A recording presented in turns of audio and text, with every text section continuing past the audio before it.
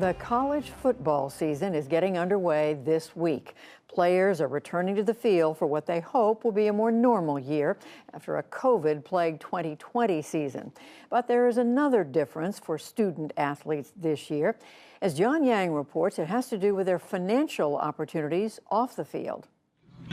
On the football field, De'Ara King has a high profile and a big name. It's a big responsibility being a starting quarterback at University of Miami, right? So just me trying to do everything right. But until this year, King, a potential Heisman Trophy candidate, couldn't earn a penny from his fame.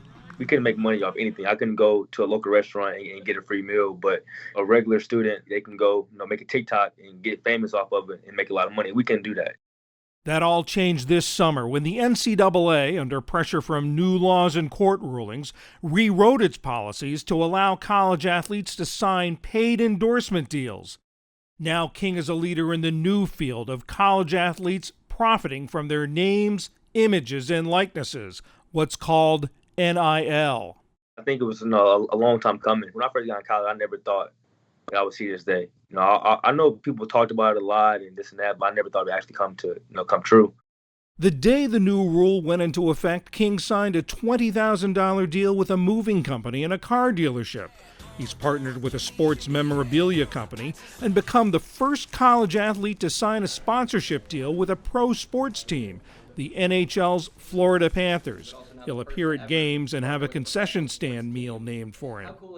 He's also co-founded Dreamfield to help athletes connect with NIL opportunities and navigate this new landscape. College football, college athletics in general, is so much money going through it.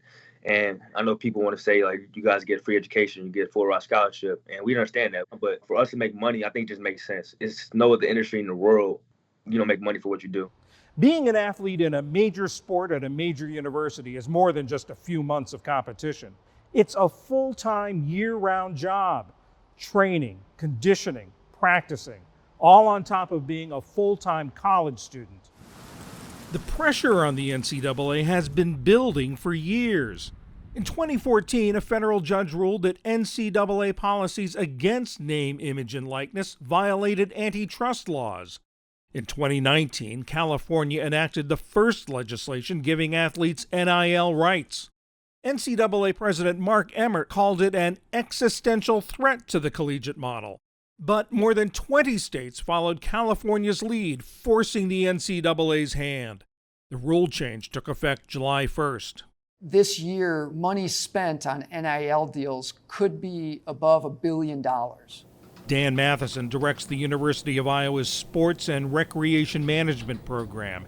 He's a former NCAA Associate Director of Enforcement. So many of these student athletes are not going to go on to lucrative professional playing careers. They're at the height of their fame, and capitalizing on their NIL rights gives them a chance to pay for current expenses, but also potentially build themselves a nest egg for when they get out of school and are starting out as young professionals. And more than just big-name football and basketball players are poised to benefit. Any student athlete who is able to develop a following, a brand on social media has the potential to generate revenue for themselves. They run the slide. Blocked! Lexi Sun doing it all. University of Nebraska volleyball player Lexi Sun's more than 75,000 Instagram followers put her in a good position to take advantage of NIL. She partnered with a volleyball apparel company to launch a clothing brand. Her Sunny Crew sweatshirts sold out in days. Sun, who also signed a deal with a Nebraska-based jewelry company, is in a master's program for advertising.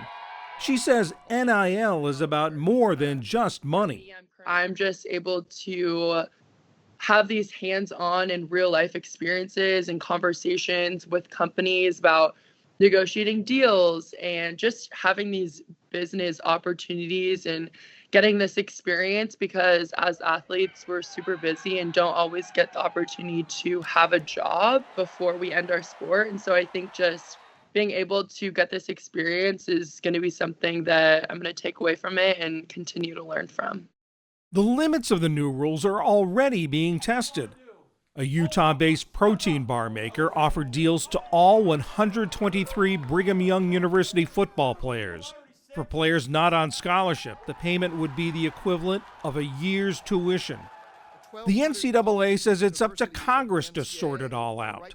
We are urging Congress to pass legislation creating a single national NIL standard that would ensure that NIL payments are not a proxy for pay for play, that a national recruiting environment for college sports is maintained, and that students are not employees of their universities or their colleges. The NCAA is at a crossroads right now.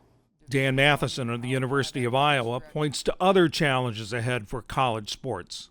There are questions about what is the NCAA needed for, and how does it need to look different for the next generation. The amateurism issues that are the center of discussion now have opened up a much broader evaluation of exactly what shape is the NCAA going to take going forward. Lexi Sun and De'Ara King say they're used to balancing busy schedules, so the new opportunities of NIL won't distract them from either the classroom or competition. For the PBS NewsHour, I'm John Yang.